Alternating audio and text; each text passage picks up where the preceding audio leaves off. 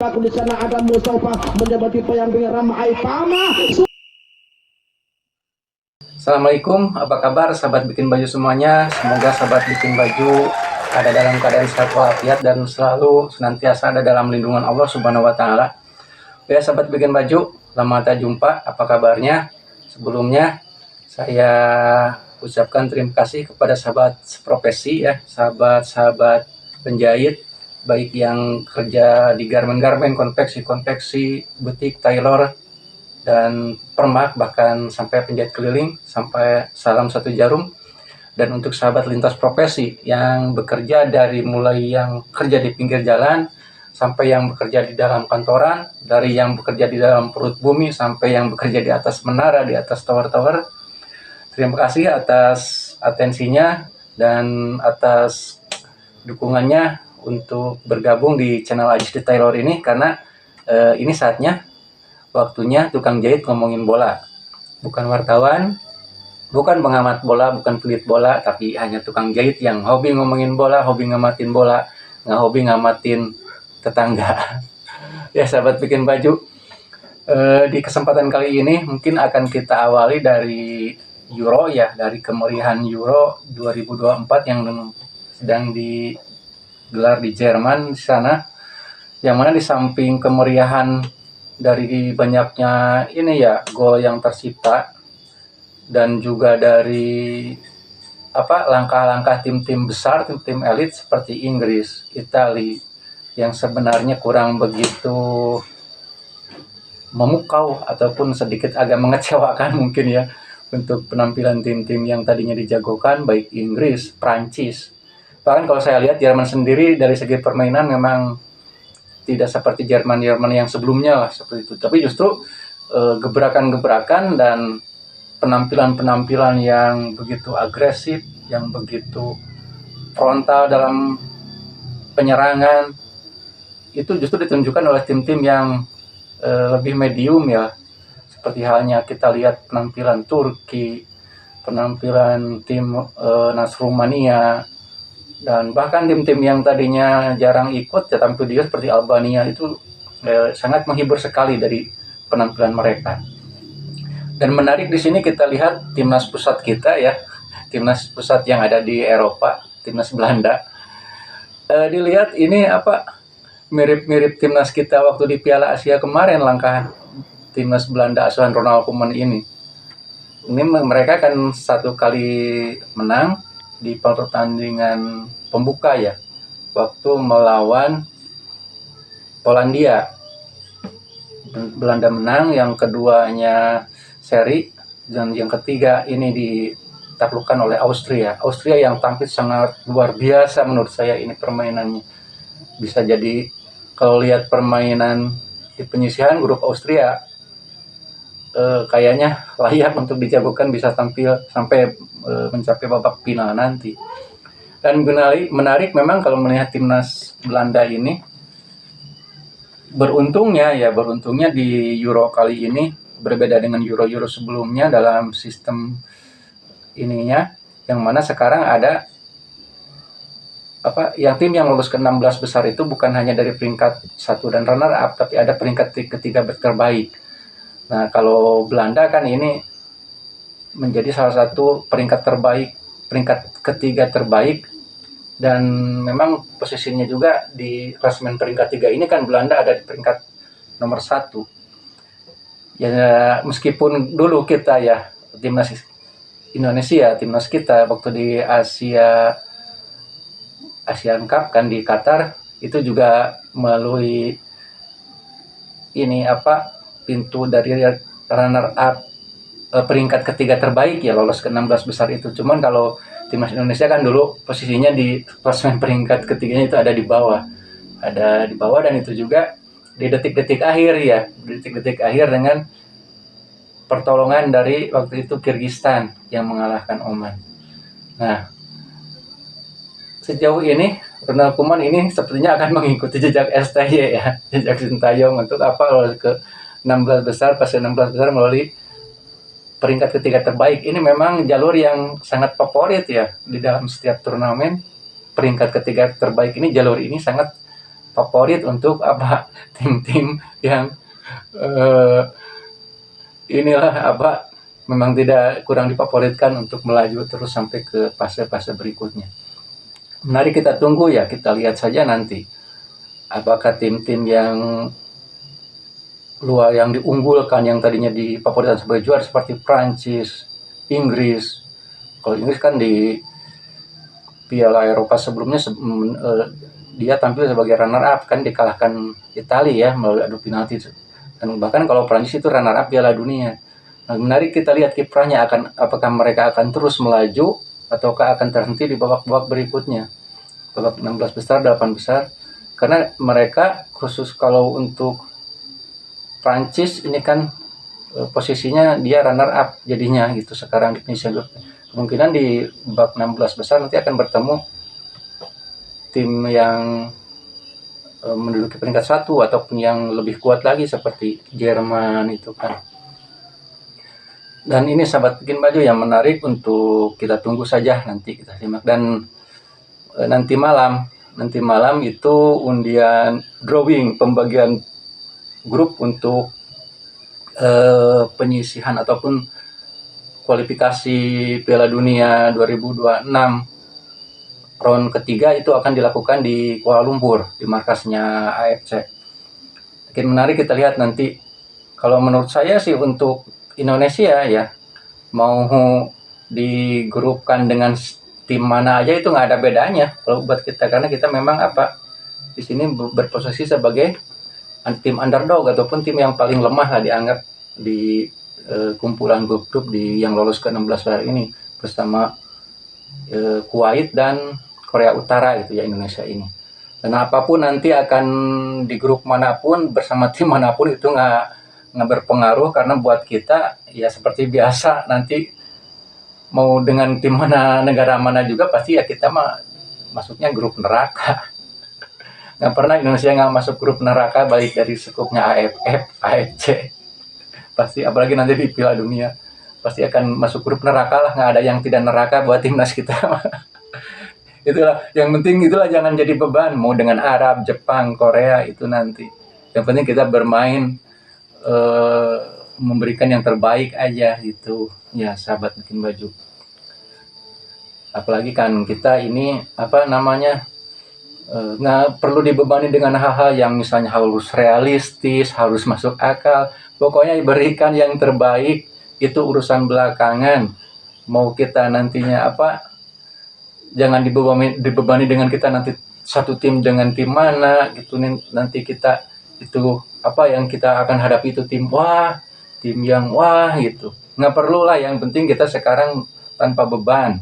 Kita masuk ke round 3 ini tanpa beban, dengan mengeluarkan nantinya seluruh pemain dan timnas dan tim ofisial itu mengeluarkan yang terbaik, strategi yang terbaik, pemain yang terbaik, skill yang terbaik, dan tambahan pemain timnas yang lebih baik lagi gitu. Nanti berjuang aja, nggak perlu dihiraukan lah, realistis nggak realistis, hiperbolis itu nggak ada urusan, yang kita bermain saja. Semuanya yang bermain nanti itu kan di round 3 baik timnas Jepang, Korea itu juga manusia kan, bukan alien, bukan robot. Jepang dengan bermain dengan tim pemain robotnya gitu, nggak ada lah. Nggak perlu memikirkan realistis, hiperbolis atau materialistis. Yang penting kita main saja secara enjoy gitu nanti. Itu kan masalah hasil semuanya juga sama, Jepang juga sama seperti itu bermain, yang penting main hasil nanti ya kita juga sama. Itu hasil urusan nanti, urusan yang maha kuasa. Tuh sahabat bikin baju. Dan saya harap nanti jangan setelah masuk round 3 itu jangan lolos lagi ke round 4 ya. Jangan remnya harus pakem, udah aja di round 3 lah, nggak perlu lolos ke round 4. Yang penting kalau sudah di round 3 nanti kita bisa langsung ke Piala Dunia dari round 3 ini, baik peringkat kedua, ke-1 ataupun kedua. Wah nggak mungkin, udah nggak usah pakai kata nggak mungkin, kita husnudon aja, berpikir positif, karena kita akan bisa kalau kita memang berpikir kita bisa. Kalau kita berpikir nggak bakalan bisa, ya pasti nggak bakalan bisa nantinya. Itu harus ditanamkan di mental para pemain ya, untuk tim psikiater di timnas. Jangan sampai lolos ke round 4, nanti lolos ke round 4, lolos lagi ke round 5 itu harus remnya benar-benar dipakemin di round 3 ini. Sahabat bikin baju ya itu. Terus kita masuk ke timnas U16 ya, yang mana timnas U16 asuhan muridnya Coach STY ini, Coach Nova Suster Ngesot Arianto, mungkin masih pada ingat ini untuk sahabat bikin baju pecinta timnas yang terkhusus mungkin bobotoh ya di era-eranya Suster Ngesot Nova Suster Ngesot Arianto ini. Ya ternyata sangat kelihatan sekali ya apa gaya-gaya yang biasa STY lakukan di timnas senior diaplikasikan oleh Nova Arianto di timnas U16. Dan saya sangat salut ya kepada Nova Arianto ini. Beliau memang seorang pelatih yang visioner, yang mempunyai keinginan yang lebih jauh lagi untuk timnas kita. Karena apa? Terus terang ya, kalau untuk anak-anak U16 ini janganlah kita terlalu membebani mereka dengan apa untuk juara. Tapi kita berpikir ke depan, ternyata kita masih punya stok di usia muda ini ya untuk mencapai apa, untuk nanti stok di timnas, pemain di timnas senior. Kan itu kan muaranya nanti di timnas senior, yang mana ranking FIFA juga kan ngambil poinnya dari timnas senior, bukan dari timnas yang kelompok umur. Nah di sini saya melihat Coach Nova ini sangat detail dan sangat visioner. Dia melihat profil pemain dari mungkin dari biang keringatnya dia itu hitung ya, biang keringatnya apa, itu sangat beliau perhitungkan sekali, sangat beliau amati. Ini saya yakin lah senang banget atau bahagia untuk para orang tua yang masuk ke timnas U16 kali ini yang diasuh oleh Coach Nova. Karena Coach Nova bukan hanya memikirkan saat ini, tapi bagaimana anak ini untuk 10 tahun, 20 tahun ke depan gitu. Sangat dipikirkan. Nah, mudah-mudahan ini kalau masalah juara nanti di U16 itulah bonus ya. Bonus yang penting sekarang kita sudah punya, kita punya pemain ini, lini belakang mungkin, center back ini, terus midfielder ini, striker ini, nantinya bisa kita lihat 10 tahun, 20 tahun kemudian di timnas senior.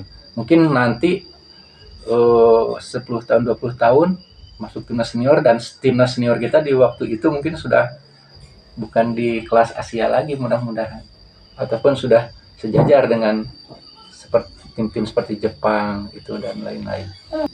Itulah sahabat bikin baju, semoga kita doakan yang terbaik saja untuk timnas U16 dan Coach Nova Suster Ngesot Arianto ini ya. Dan untuk berita dari seputar perkembangan ini ya, transfer dan Liga 1. Ini kan udah yang udah pasti ini Liga 1 musim nanti 2025 2026 itu kan kembali kepada formasi sistem kompetisi yang semula, kompetisi penuh ya, nggak ada championship series ini. Ya apalah, mau kembali ke sistem yang lama juga, yang penting nanti kualitasnya sudah lebih baik lagi ya, terutama dari segi penyelenggaraan, yang mana insya Allah, karena sekarang kan targetnya Pak Erick Thohir itu memperbaiki liga. Kalau kemarin di awal beliau menjabat sampai saat ini itu targetnya pembenahan di timnas dengan BTN. Nah, untuk jangka selanjutnya beliau akan membenahi liga, yang mungkin ini memerlukan waktu yang lebih banyak daripada membenahi timnas ya, karena di sini banyak sekali yang mau diurus, dan yang mau diurus juga ada juga banyak yang kurang bisa diurus gitu nantinya di menyangkut liga dan LIB ini, sahabat bikin baju. Tetapi semoga mudah-mudahan tidak demikian ya, mudah-mudahan saja kita optimis Pak Erick bisa membenahinya dengan lancar gitu, kita harapkan. Dari seputar transfer belum ini ya, masih karena sekarang transfer window kan 3 bulan lamanya, jadi belum ada yang bisa kita pegang omongannya ini untuk di masalah transfer. Jadilah kita masalah transfer kita informasinya kita lihat, tapi nggak perlu kita serius sikapi ya, karena masih sana sini seperti itu. Yang pasti mudah-mudahan saja untuk tim yang lolos klub yang lolos ya, kemarin seperti Persib Madura yang ke kejuaraan di Asia ataupun ASEAN ini tetap bisa menjaga ini ya, keutuhan di timnya, untuk agar bisa nanti berbicara banyak di level Asia, Asia Champion, AFC, Asia Champion yang tidak elit. Ya sahabat Bikin Baju. Dan untuk ini yang menarik, kita menjelang ke sekarang yang udah mulai ramai dibicarakan juga masalah AFF kan, AFF yang seniornya, yang mana kan Indonesia ada rencananya akan mengirimkan tim pemain yang grade yang tim B-nya, bukan yang tim utama yang di round 3. Ya iyalah, jangan cari masalah lagi kalau apa?